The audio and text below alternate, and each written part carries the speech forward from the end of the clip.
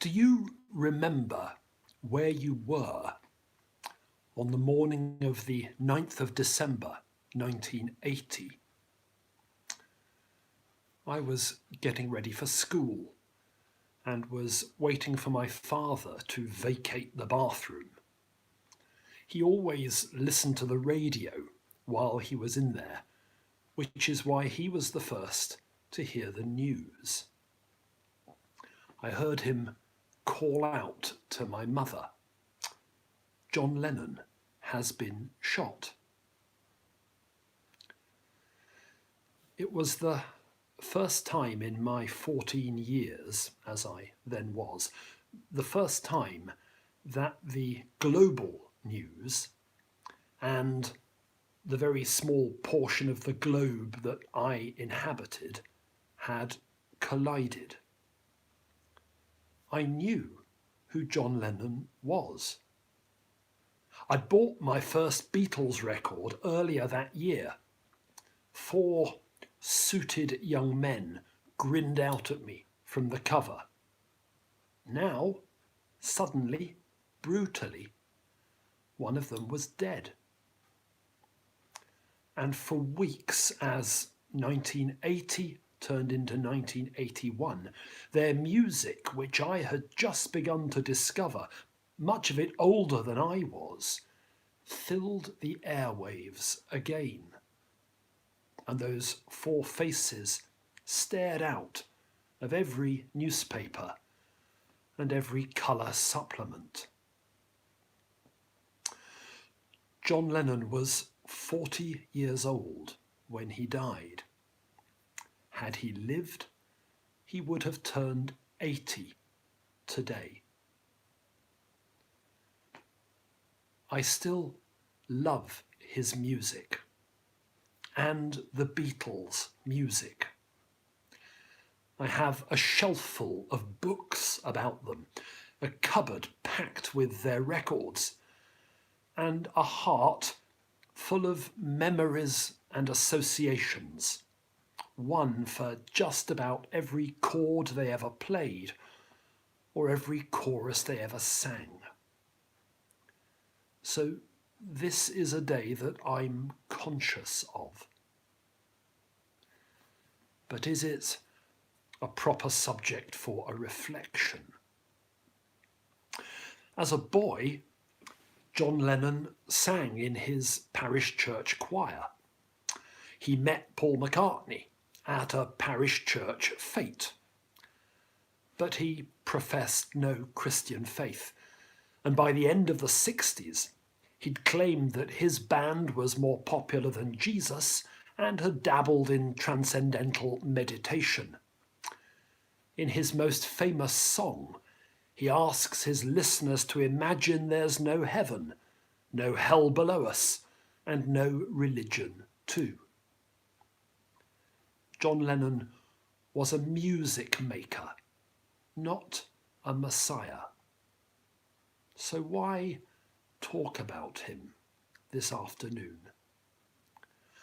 I could try to discover the hidden theology of his writing. He did sing "All You Need Is Love," after all. I expect that acres of PhD theses have been devoted to that very topic.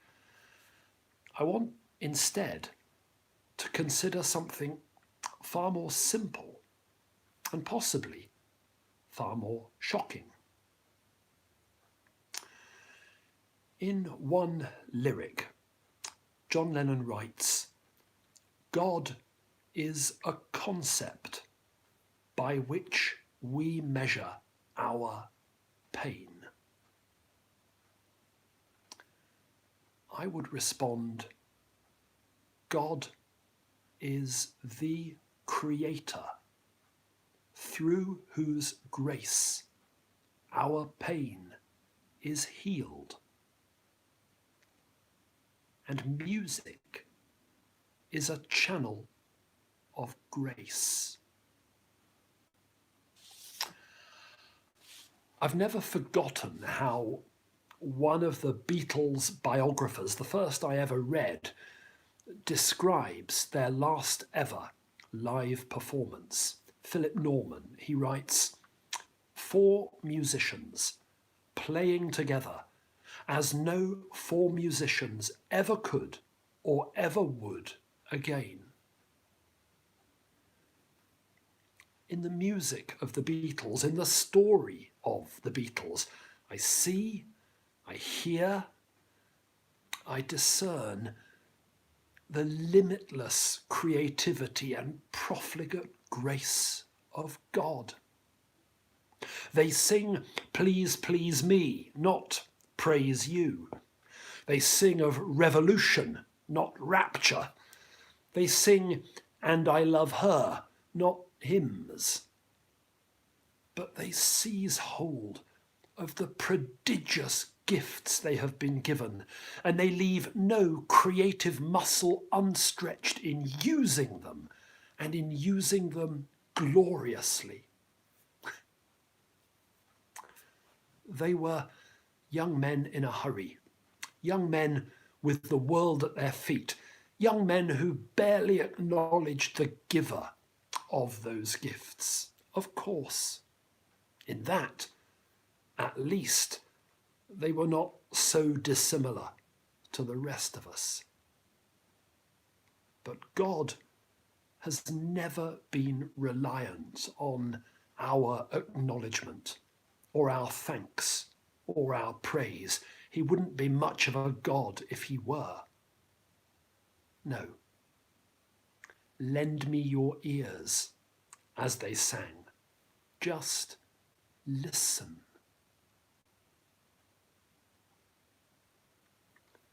In Liverpool, they're honoured as 4 lads who shook the world. But whenever I hear Ringo Starr's drums, whenever I hear George Harrison's guitar, whenever I hear those voices raised in harmony, my heart is raised and I believe God smiles. For all too human lives, one extraordinarily rich and generous legacy. Happy birthday, John. And from a fan, thank you. I trust you rest in peace, brother.